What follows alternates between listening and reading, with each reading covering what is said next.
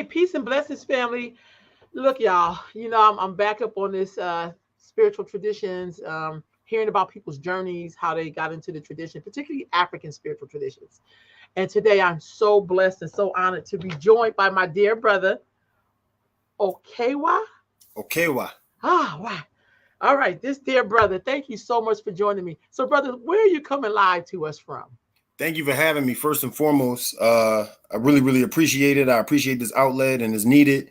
So I once again appreciate you. Thank you.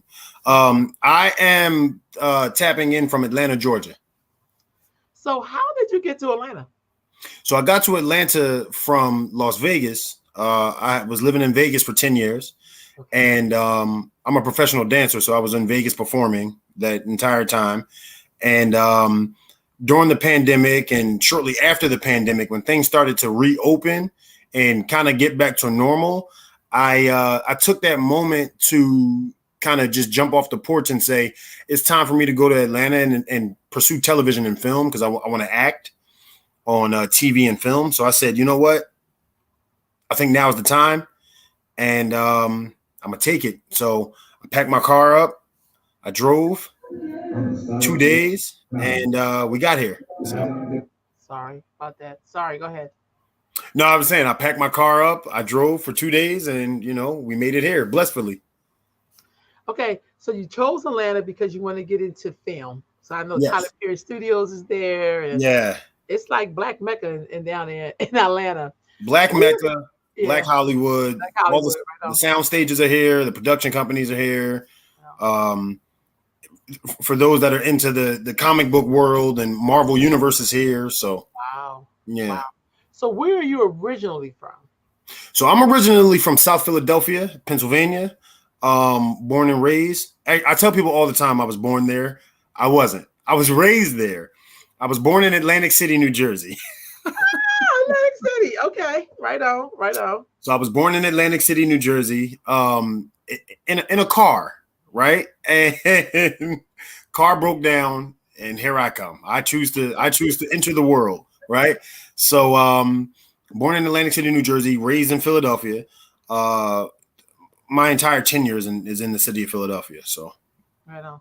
So let's back up a little bit. So you were born in Atlantic City, then you ended up in Philly.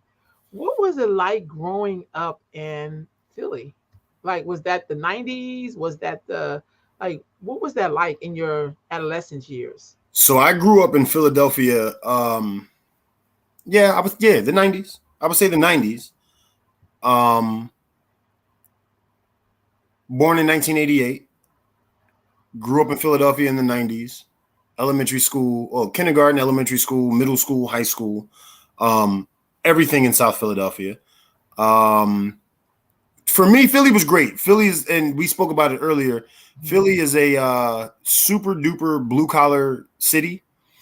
Pennsylvania is a super duper blue collar state. So to be raised around and have the understanding of hard work and ethic, drive, especially as a dancer, as an entertainer, as an actor, a singer, all that, a musician, all of that stuff. Just understanding like being the first one there and the last one out.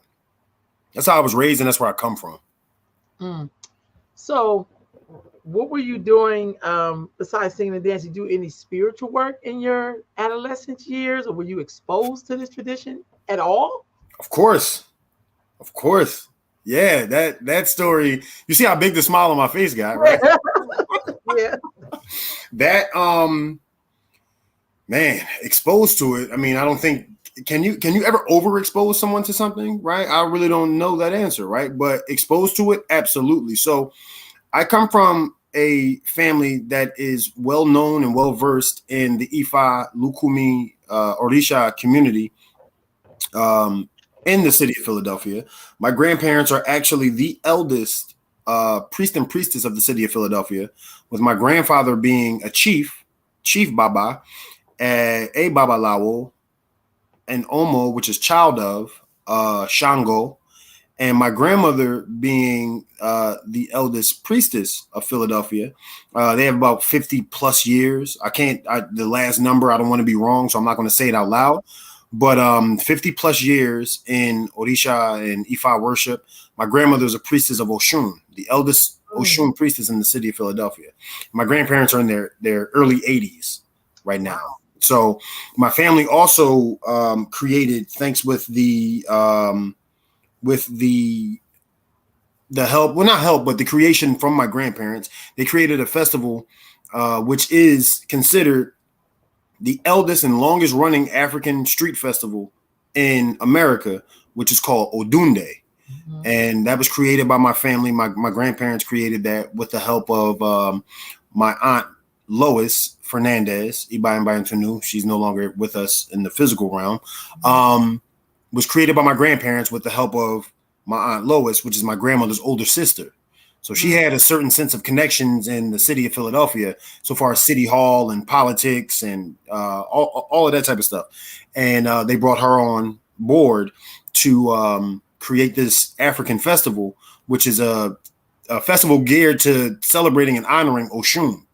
Mm. But back in the late 60s, early 70s, they couldn't name it the Oshun Festival because nobody's going to get that. Nobody's going to understand what the context is behind that unless we spend all day explaining to people why it's called that. So they just kind of, in a general format, just that said, we're going to call it Happy New Year. So we're going to call it Odunde, which is a celebration that comes from Nigeria that they do every year as well. So yeah. So I've been overly exposed to this.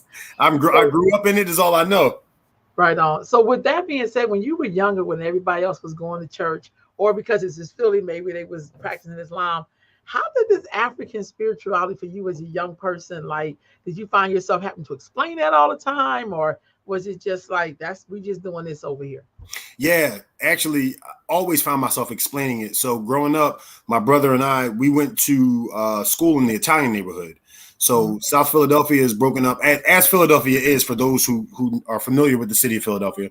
South Philly is broken up into two parts. So you have a big side, you have a small side. We're from the small side of South Philly, which is closer to Center City. But all of our lives, we went to school in South Philadelphia. So as I mentioned earlier, I went to kindergarten, elementary school, middle school, high school in South Philadelphia. Right. So being around a diverse group of kids and a diverse group of people and growing up around a diverse group of people, whether it was in my neighborhood, whether we were traveling out of the neighborhood to go to school or to go play basketball or to go to dance class or to go to, practice for sports and things like that.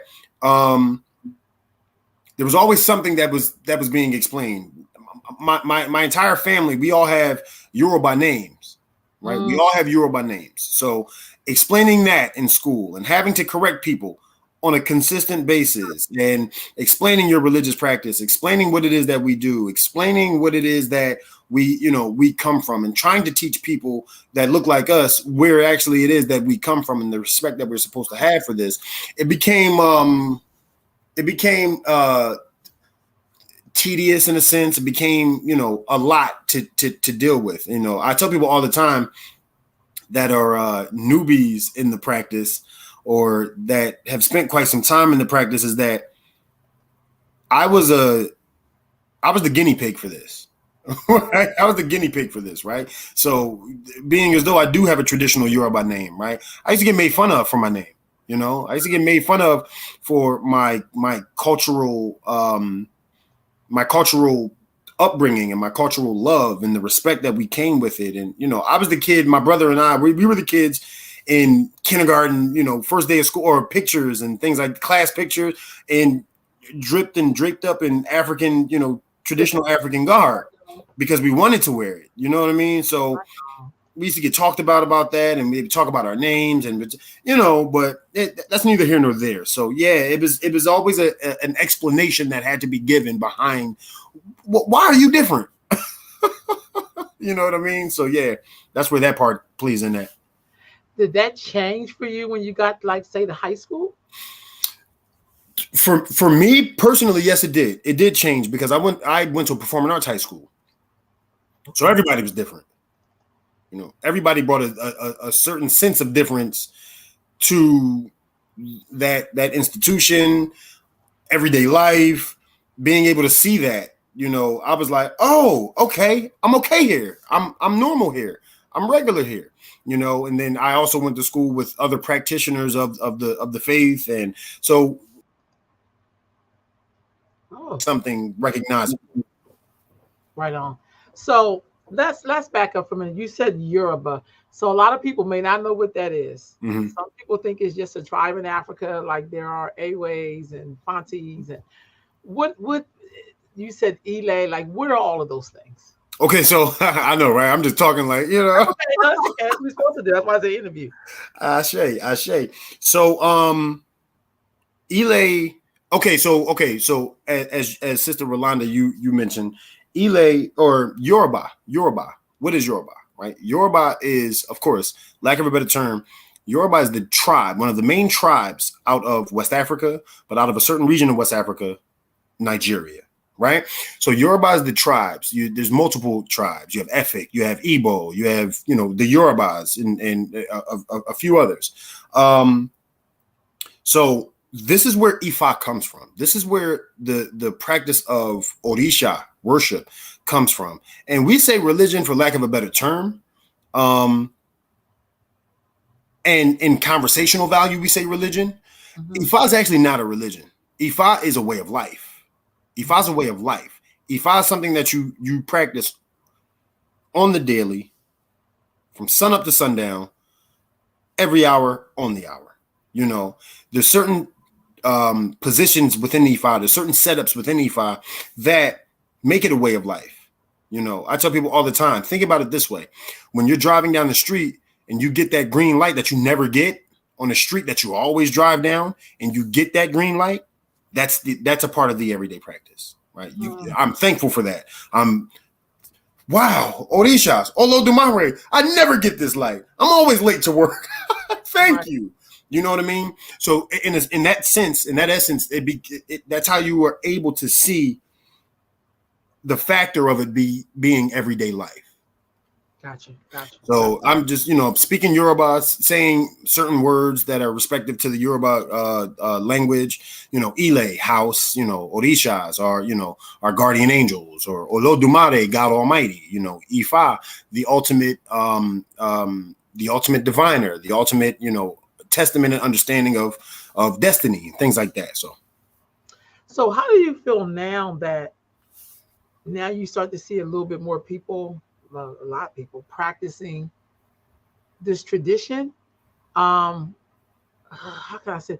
How do you know when it's like, usually when people go to church, like it's like 1,000 churches on every corner. You know what I mean? Especially in Black communities. Oh yeah. You don't always see that with this particular spiritual tradition, if you will.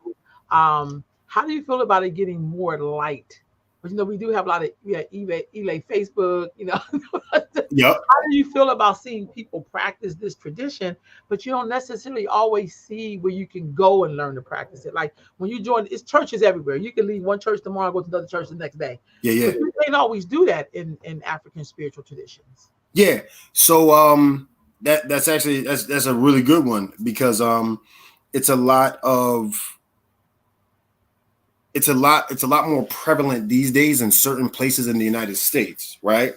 Where, as I mentioned to you earlier, myself, my family, we were the guinea pigs for this, right? We kind of crept behind the wall and was like, yeah, everything's good, guys, come out. You know what I mean? So of course it's more prevalent. Everything in life is meant to change. Everything in life is meant to grow. Everything in life is meant to advance, right? And that's actually the point. That's the point of it. So to see the aspects of growth within our way of life, our practice, is really, really beautiful to me. It's really, really great.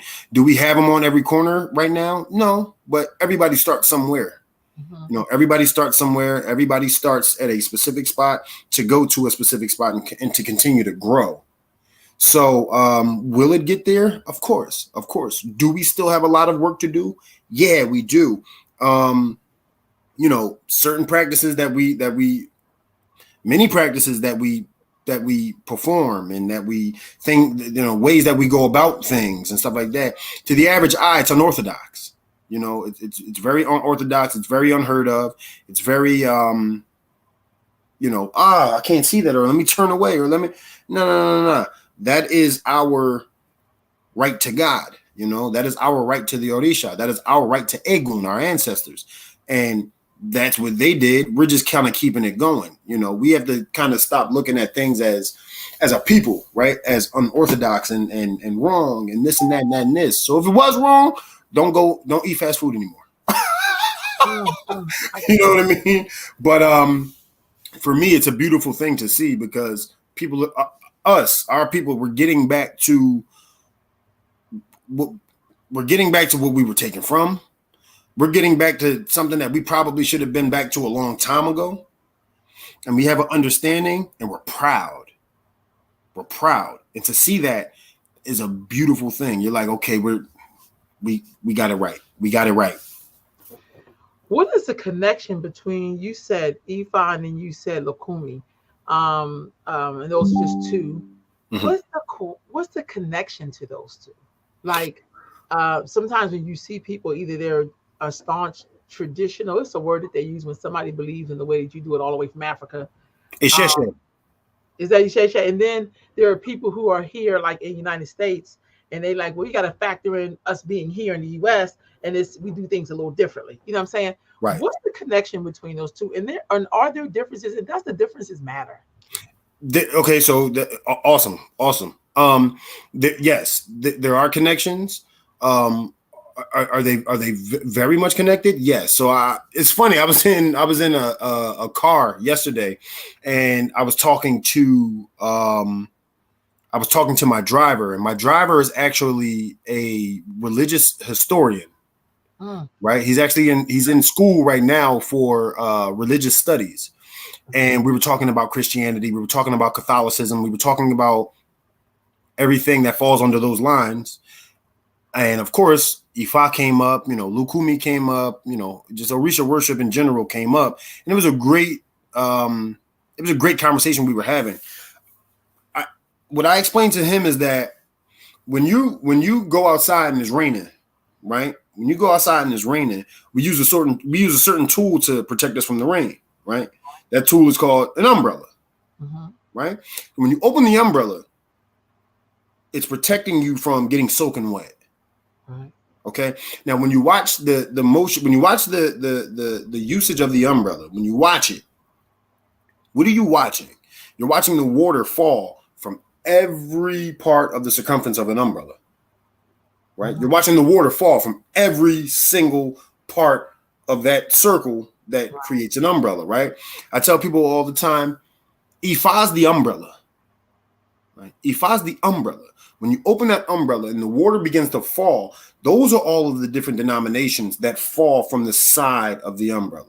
So you have Lukumi, you have Santeria, you have Voodoo, you have Vodun, you have 21 Division, you have Akan tradition, you have Asar Set, the list goes on. The list goes on, right?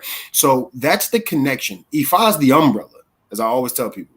Everything else that fall off of the umbrella, which is that water in that sense, right? You use that analogy, that are the different denominations of what Ifa has solidified, right? And that comes through different, the transatlantic slave trade and what we experienced in that time. And so that all comes from, all of that type of situational issue that we dealt with as a people. But that's what Ifa is. That is the connection. There are a lot of connections. I don't think anyone's worship in that style or in the practice is bigger than the next. I don't.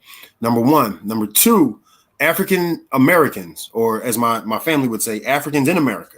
Right. We continued what it was that we were taken from. We just continued it. Was it different? Of course it was different. Why? We didn't have the resources we were privy to back in the homeland. Okay. So in understanding not having those resources and understanding not having certain tools, right? We still continued it. Right. That's the beauty of black folks, right? Continue it. We'll figure it out. Right. We'll figure it out as they did. So in figuring it out, Africans here in America figured out how to keep theirs. Caribbeans figured out how to keep theirs and how to work it from that angle, right? The Spanish figured out how to keep it and work it from that angle. Mm-hmm. The only difference is physical practice or physical tools, physical items. I get that. Right? I didn't have in Cuba, we didn't have access to obiabata, cola nut. Right. We didn't have access. It doesn't grow there. What's the next thing? What's the next thing that I can use in order to continue my divination process, to get an answer that I need, to get clarity, to get understanding? What's the next thing close to an obiabata cola nut? A coconut. Cool. Let's go get it. Let's use that. I know. It's the same. It's the same. It has the same feel. It's a very similar texture. All of that. We can use that. So there are a lot of similarities. I think people get to a point where some thought processes are, this is better than this. African Americans here came with the Lukumi understanding. It's not until later where we found Isheshe style Ifa. Gotcha. Are there similarities between Isheshe and, say, Christianity? The way Black people do it in America? Of course. Oh my God, yes. Of course. Which now I could be responding biased a little bit, but of course there are. Number one. Number two, a lot of that practice comes from us. It comes from Isheshe. It comes from what it is that we believe in and what we practice. A lot of difference, but a lot of that comes from how we practice and how we worship. So there's so many similarities. I mean, the Holy Ghost is, off the rip. What's the Holy Ghost? The Holy Ghost is somebody getting possessed, speaking in tongues, is somebody speaking a language that is a very sacred language, but it does mean something. When you hear it, you understand the power of it. You know what I mean? Us going up to a person and speaking to them in a religious format when possession happens and ain't nothing but the Holy Ghost. So yeah. So have you seen Woman King yet? I have not, and I need to. I should have saw it on day one. So Ifa is in there. So that, just so you know that. So all of that stuff is in there. However, so blood sacrifice is in there. What is the so when I've seen it twice, I've been taking young people to see it. Beautiful. So every time there's a blood sacrifice, sometimes you'll hear Black people who don't understand will say, "That's just devil work. That's What is the purpose of Black blood sacrifice, and how is that connected inside of Christianity? So I think sometimes you have to give people a reflection of themselves when they're looking at things. It's like, well, your book do that too. So listen, people be peopling, man. I tell you. People be peopling. I like that.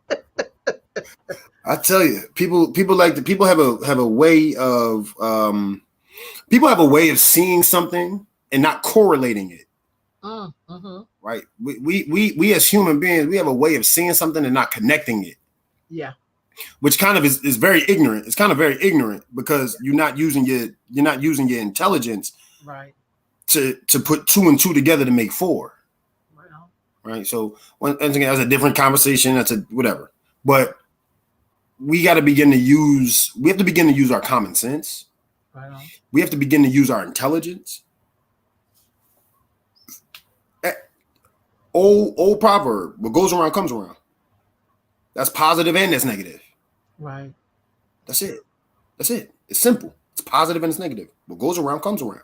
So we talk about the animal sacrifices. We talk about the eje, the blood. We talk about, you're spilling animal blood. Da, da, da, da. Yeah, we are. You want to know why we are? Because this is the actual animal that they ate.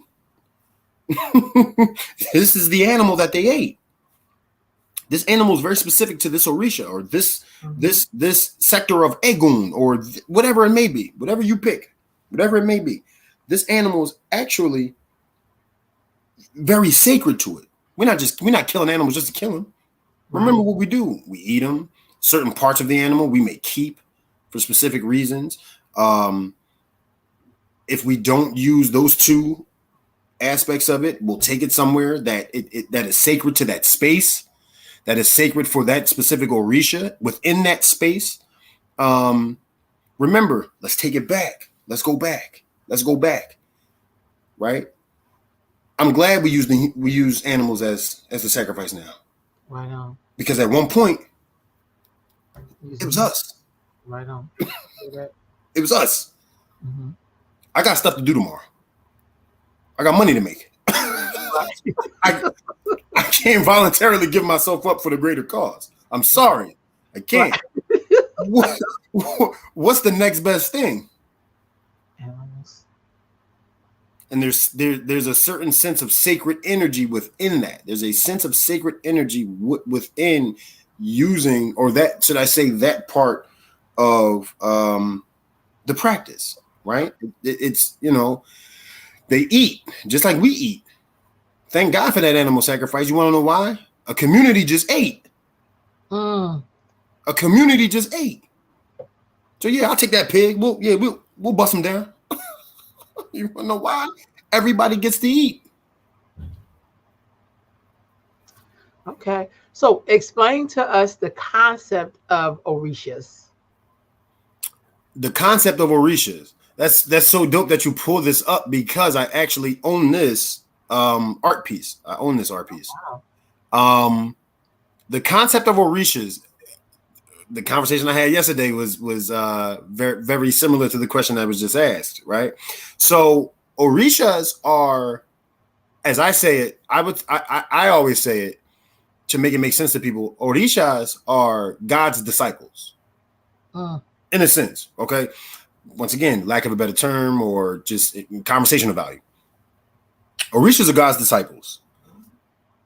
God can't do everything for everybody at that specific time, right? So they always say, yes, pray to God, pray to God. Yeah, of course, pray to him. Of course, pray to Olodumare, or some people could say Eledumare. Pray to him, or Akamara, the God Almighty. Pray to him. He may not be able to get to it in the timely fashion that you want him to. So who are the next responsible beings that can? The ones that work for God Almighty himself. The Orishas. The Orishas are very specific to people. The Orishas are very specific to everyday life. They are very specific to energy, life's energy, everyday movement. And Ile, period. Ile, Ia, which is earth.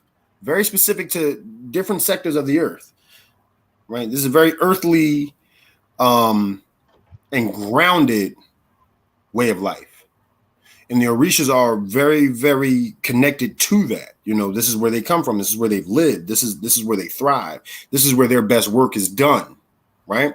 And the Orishas, each Orisha that people see pictured here, have specific jobs for specific reasons, for specific tasks, for specific destinies.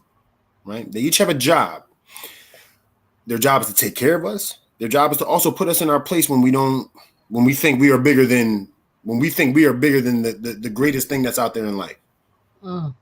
So that's the responsibilities of the Orishas. They are very, very, very, very important deities. As you can see, man and woman.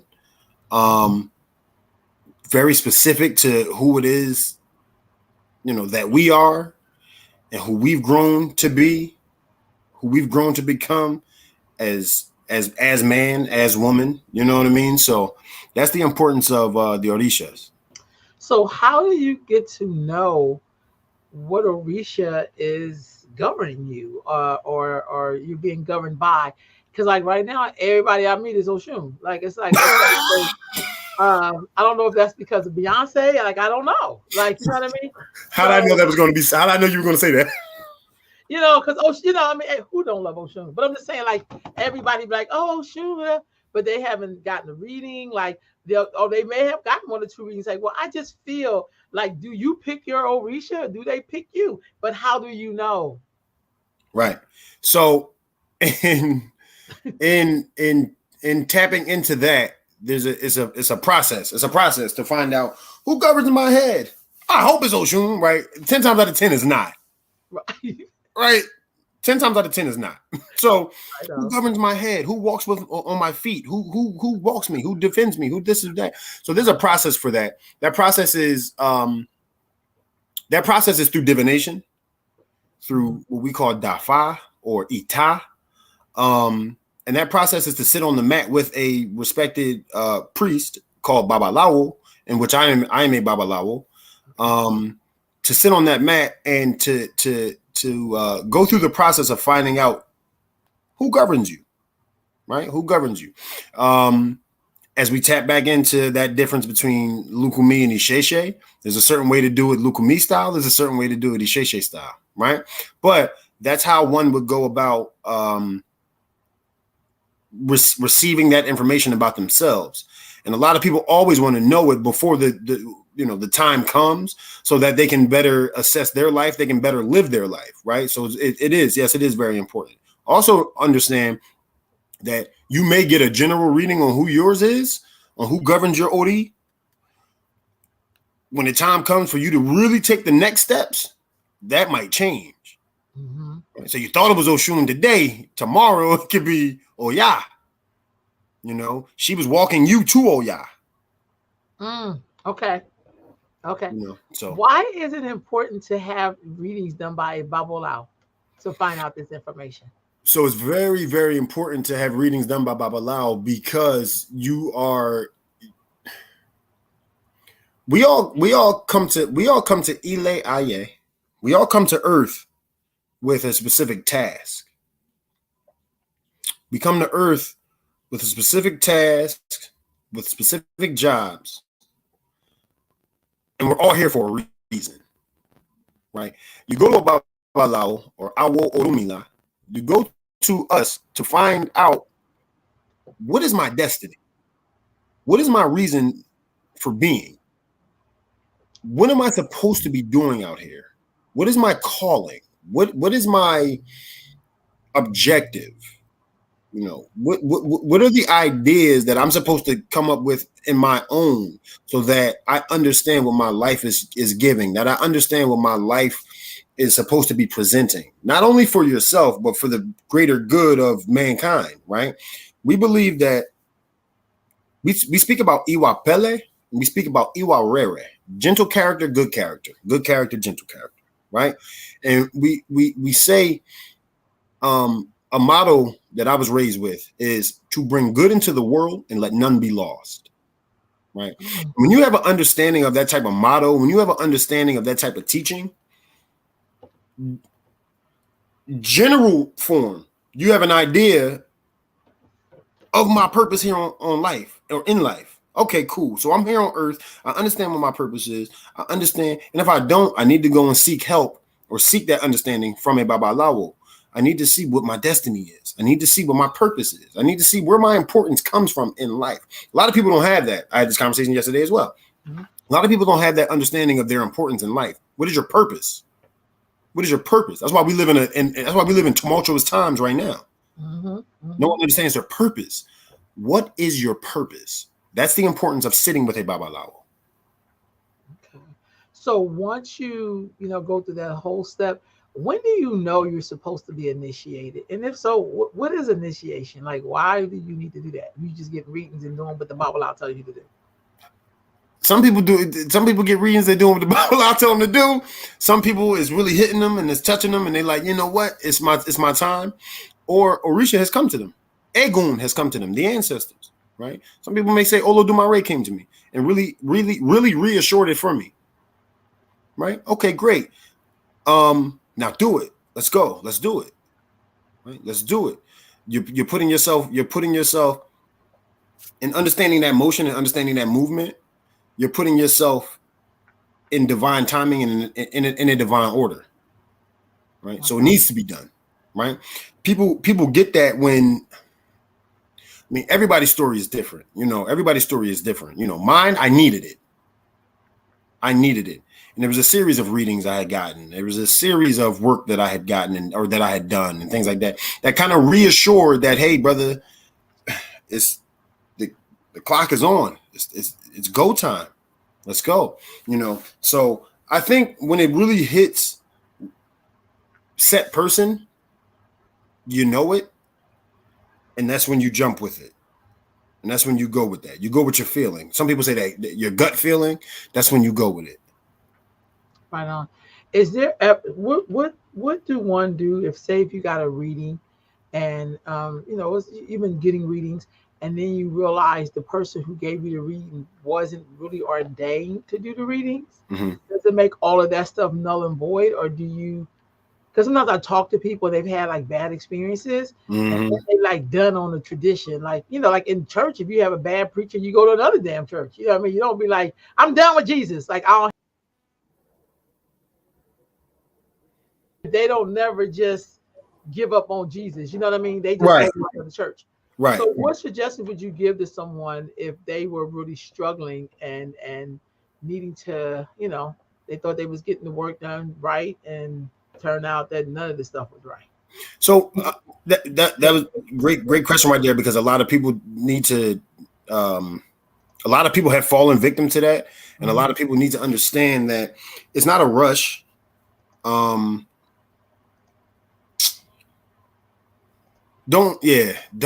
Never, especially in something like this. I encourage people never to rush. Mm. I encourage people never to rush. Please do not rush. The reason you are not rushing, and the reason you shouldn't need to rush, is because that everything comes when it's supposed to come. Everything will happen for you when it is supposed to happen for you. Okay, everything will transpire for you when it is supposed to transpire for you. So the key word is when it's supposed to. Got you. Okay. Rushing this just to get certain accolades or certain titles or certain ifs, ands, or buts. Can you teach? Right. So a lot of people fall victim in that essence to going to the wrong person, to go into the wrong house, to go into the wrong people to get this work done, because they're just so eager. They're so eager. They're ready to get it. They're ready to get it. Pull back. Pull back. A lot of people want something that we all have to notice. A lot of people's story, a lot of people's upbringing in this path is the same. It's the same, because we all were just fighting for understanding. We were fighting for not only understanding in our life, we were fighting for understanding for our lives. So we rushed it, right? Don't rush it. When you don't go with someone that is ordained, it is null and void. It is. Certain points might have been made that are correct, that you can kind of connect to and tap in with, but it wasn't by somebody that was ordained. It wasn't by somebody that went through the process. It wasn't by somebody that is giving the correct word. It wasn't from a true awo orumila. It wasn't from a true person that studies this, that knows this, or that comes from this. So it does null and void it, right? Until you go and you get the right. I tell people all the time as well, clients and a few of my godchildren, I tell them, I say, you don't find Ifa, Ifa finds you. Wow. You don't find Odisha, Odisha finds you. In turn, of course, you do find it. Of course you do, because you lay your eye on it. You notice it. You're like, okay, but that was Ifa finding its way to you. And that is very honest. That is a very honest movement. That is a very honest phrase. We just got that. We have to notice it. We have to understand what journey that we have just embarked on. A lot of people find this practice. A lot of people find this way of life from getting invited to something that's beautiful, not to the nitty gritty of it. Right. But that it's opened them up.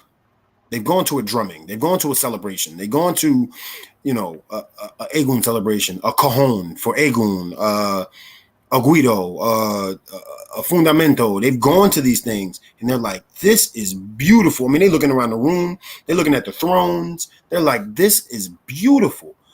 Wow. That was Orisha finding them. A simple invite from a friend. So I share that with people all the time, and they're always like, wow, that makes sense. What do you so in your journey, has it, because it's been in your family, do you find it to be an easy journey for you because you were born into it? Oh no. Oh no. Not easy in the not easy in the easiest bit. No. Because it's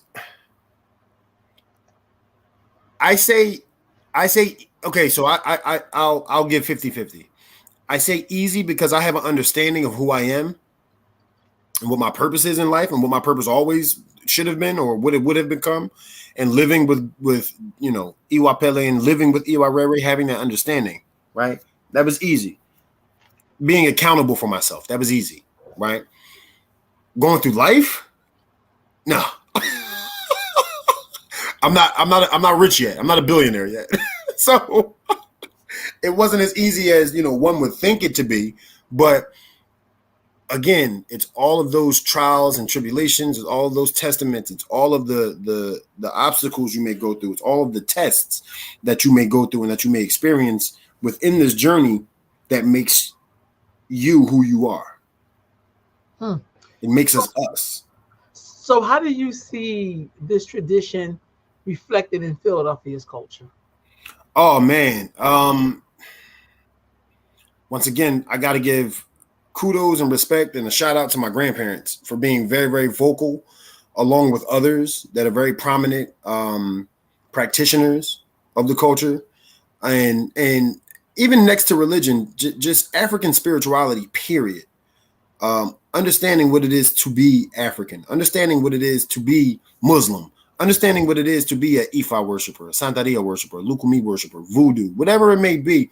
Philadelphia was very, very tied in on that. Whether it was a grand community, humongous, whether it was, just the community within themselves, right? Philadelphia is very, very influential as one of the, it's one of the major hubs of it. Mm-hmm. One of the major hubs of it. We got to give credit to, Chief Surgeon, Kabiesi, for sending his soldiers to different parts of the United States to create temples and to create religious institutions and study hubs and places where you can have classes and places where people can learn. So Philadelphia is one of those places. My grandfather was sent to Philadelphia to create that from the king of Oyotunji village.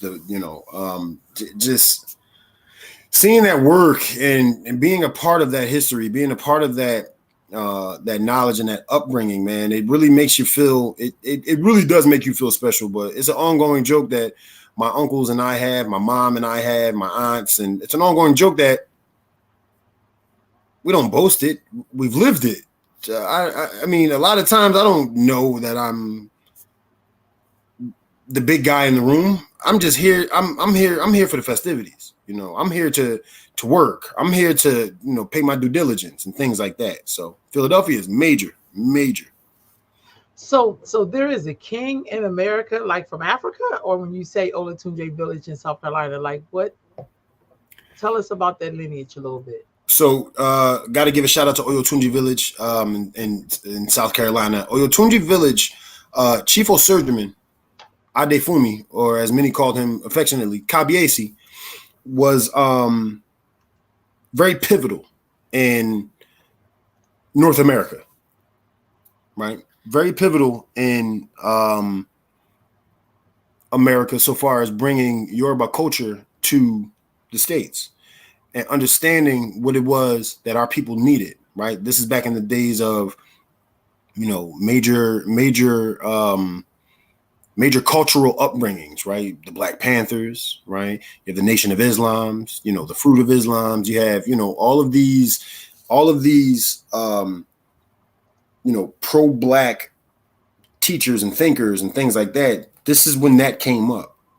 So he's very influential for bringing the African understanding of what Ifa is, of what Orisha worship is, to America, to the States, more in New York, East Coast, down South. Very, very influential in doing that. He created the first American Yoruba village here in the States, right? And they are still thriving today. They are still doing major work. They are still very influential. Because of them, other institutes have been opened and other elays and religious temples have been opened and created and still thriving today. So we all always have to give credit to, or surgeon credit to, Baba Kabiesi, Chief. Is that him right there? Ashe. Right Yes, on, right yes. on. Yes, indeed. So he was the king in the village in South Carolina. Yes. So Okay. he's the first African American to go to Cuba and make Orisha. Got you. Okay. Okay. Yeah. Okay. So then your grandfather worked with him. Yep. Okay. Very close, very like right hand man. Okay. And then he left and came back up to Philly, or just picked Philadelphia to come in? That part of the story, I don't know how and why he ended up in Philadelphia. I think it's because he was sent to Philadelphia. But my grandfather's from North Carolina. And then I always say my grandfather's from two places, North Carolina and New York. He got connected and they became, working partners, and people were sent to different sectors of the United States, and he ended up in Philadelphia, and then he met my grandmother. One thing led to another. That was all she wrote. And here we are, this influential Philadelphia family in Orisha worship. Right on, right on. So that makes sense, because that's part of the migration pattern, to be honest with you. Yep. Coming from, I know my dad's people are from South Carolina, my mom's people from Virginia. That's the migration pattern. That's how they ended up in Philly. Yep. So thank God. That's beautiful. That's beautiful. Oh yeah. Do you ever go back to Olatunji Village? I have not been to Olatunji Village since I was, I want to say maybe like 5 or 6. Okay. 5 or 6. And the only reason I haven't gone back is because I travel myself, as a professional dancer, as a choreographer, teacher, artist. I travel myself, so I go where the money is. But I will get back to Olatunji, especially now. I'm a lot closer, living here in Atlanta, Georgia. So I need to go and pay my respects and pay some homage there, and just be amongst a lot of the brothers and sisters that I know, and a lot of the elders that I've heard of. Right on, right on. So your dancing, is that a reflective of your spiritual belief? Wow, that was a good question. Yes and no. More of a percentage of it for me is a reflection of my spiritual upbringing, my belief. Reason being is because I came from acting into dance. So I did musical theater, which has a dance component. And my choreographers and my teachers, directors, they saw something good in me, and they were like, "Yo, you should give this a shot." And I was like, "No, no, I'm not. I'm a thespian. I am an actor. I'm an actor. I'm an actor. I don't want to, dance. Dance took me and said, 'Come here, boy. I got you.'" And for me, dance was always something very, very like intriguing and interesting, because as an actor, to make people feel a certain emotion, you can hear us. Right. We're talking, right? We're doing a dialogue. We're doing a monologue. We're doing, we're sharing whatever the story is about, right? Verbally. Dancers, no. They're doing that through movement. Flying through the air, turning on one foot. I mean, certain movement and just style and, contemporary ballet, modern, jazz, hip hop, tap. I'm feeling all of these emotions, and you're not saying a single word. I said, that's an act of God. That's an art of God. I said, I got to be a part of this. And that was all she wrote. So what is your duties of being a Babalao? Like, are you active in the Ile, or are you just kind of like, what are you doing? No, I'm floating with it. No, I'm playing. No. I'm kidding. I am an active Babalao. I'm an active, I'm a very active Babalao. I'm a traveling Babalao. I mean, for those of you who are watching, and for if Orumila did not stay in one place. Orumila is the man who speaks multiple languages. He is the man who knows, he understands everything and everybody, and he traveled. He was a nomad. Orumila traveled. So I think that is it's it's a plus for me, right? To have that energy and to come with that spirit already before becoming Babalao, and then understanding that he was a man that traveled to many places. I'm like, oh wow, that makes sense.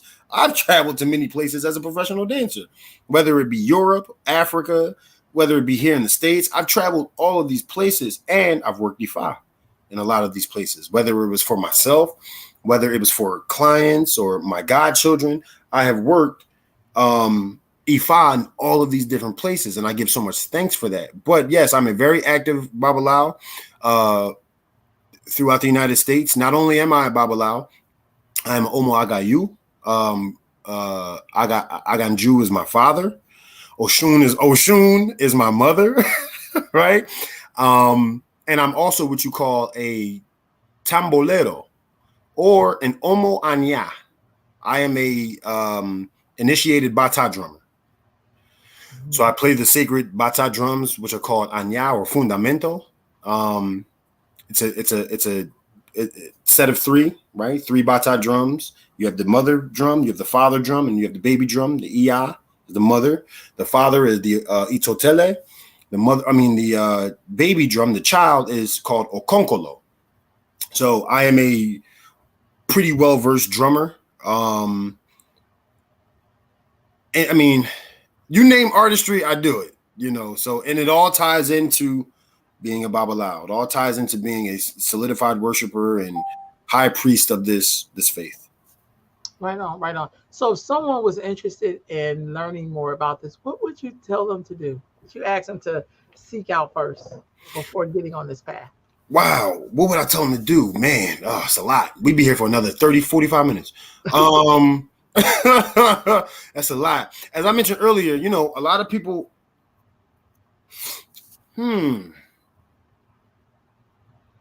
I'll go simple. I would tell people, come to a drumming. Come to a bimbe. Come to a tambor. Come and see. Come and hear the music. Come and see the dance. Come and listen to the drums play. Come and experience it. Come and experience it. In which a lot of people, that is their first experience ever. They've gone to a drumming. You can ask the average person, how did you get into Orisha worship? How did you get into this? I went to a drumming. The drumming was lit. It called me ever since, So me personally, and no, I'm not being biased in saying that. I am a drummer, and come see us rock out.